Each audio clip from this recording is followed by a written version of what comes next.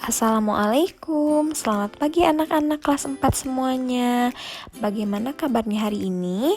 Semoga anak-anak semuanya sehat ya.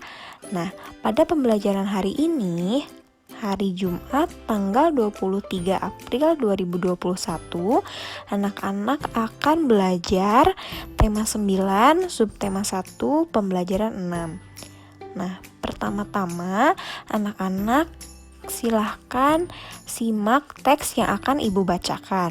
Teks ini berjudul Konservasi Elang di Halimun Salak. Coba anak-anak dengarkan dan simak teksnya ya.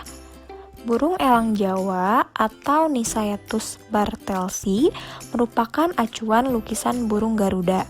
Namun, kini jenis burung itu nyaris punah.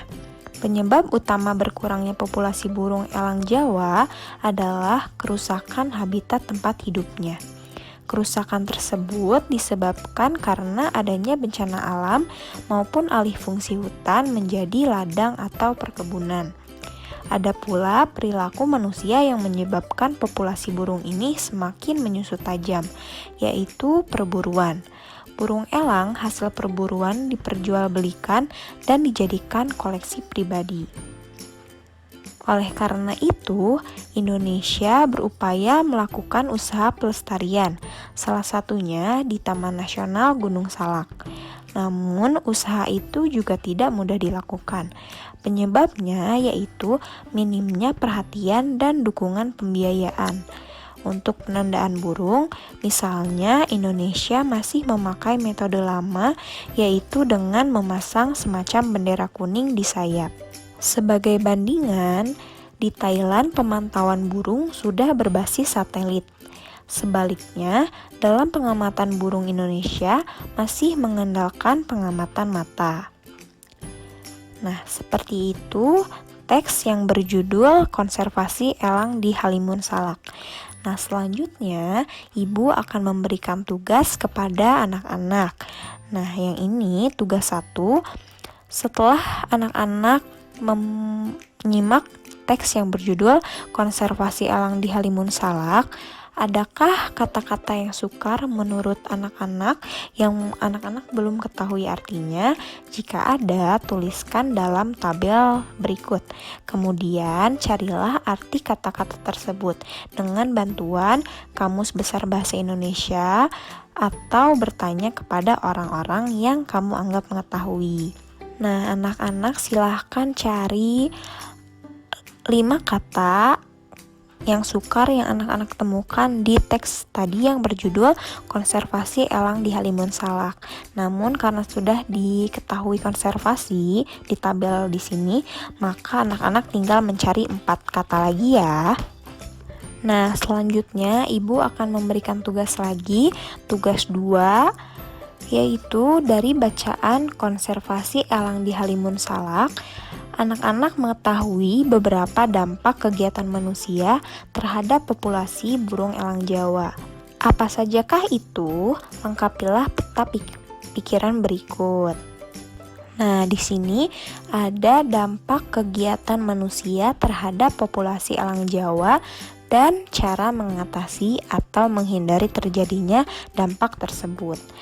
Jadi tugasnya adalah anak-anak cari apa saja kegiatan manusia yang menyebabkan populasi elang Jawa itu menurun.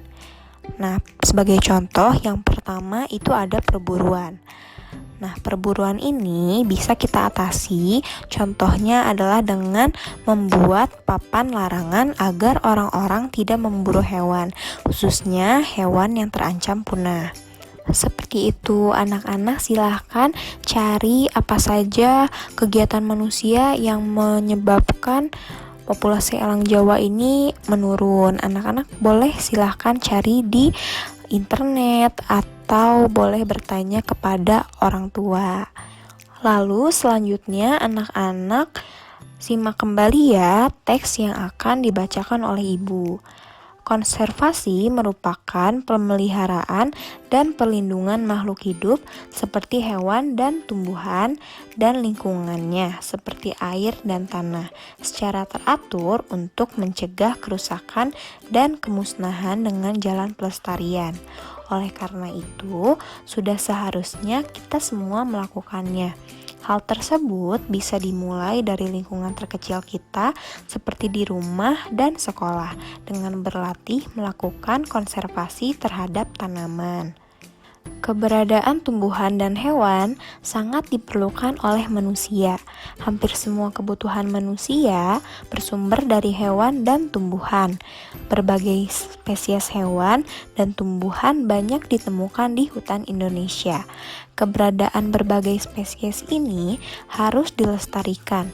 Pelestarian makhluk hidup bukan tanggung jawab pemerintah saja, tetapi juga semua warga. Yang dapat kita lakukan untuk melestarikan lingkungan dan makhluk hidup adalah dengan cara tidak membuang sampah sembarangan, tidak menebang pohon, memelihara hewan yang tidak langka, misalnya memelihara kucing atau ikan, dan tidak memelihara binatang-binatang yang dilindungi dan menjaga kelestarian lingkungan, misalnya kebun binatang.